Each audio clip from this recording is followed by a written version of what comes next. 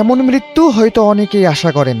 সৃষ্টিকর্তার নাম মুখে নিতে নিতে গাইবান্ধার গোবিন্দগঞ্জ উপজেলার মহিমাগঞ্জ ইউনিয়নের চরবালু গ্রামে মৃত্যুর কোলে ঢলে পড়েন এক ইসলামিক বক্তা। সামাজিক যোগাযোগ মাধ্যমে ওই বক্তার মৃত্যুর ভিডিও ছড়িয়ে পড়তেই ভাইরাল হয়ে যায়। দিন পার না হতেই খোঁজ নেওয়া শুরু হয় কে এই ভাগ্যবান বক্তা, কি তার পরিচয়, কোথায় তার গ্রামের বাড়ি। জানা গেছে মৃত্যুর কোলে ঢলে পড়া ৩৫ বছর বয়সী ওই ইসলামিক বক্তার নাম ফরিদুল ইসলাম।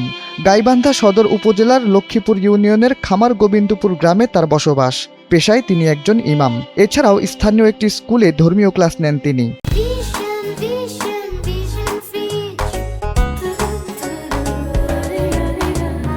ভিডিওটি সামাজিক যোগাযোগ মাধ্যমে ছড়িয়ে পড়ার পর তিনি কিভাবে মারা গেলেন তা নিয়েও জল্পনা কল্পনা তৈরি হয়। তবে তার স্বজনদের দাবি ব্রেইন স্ট্রোক করে মারা গেছেন তিনি। স্ট্রোক করে স্টেজে লুটিয়ে পড়ার পর তাকে নিয়ে যাওয়া হয় রংপুরের একটি বেসরকারি হাসপাতালে। সেখানেই চিকিৎসাধীন অবস্থায় তার মৃত্যু হয়।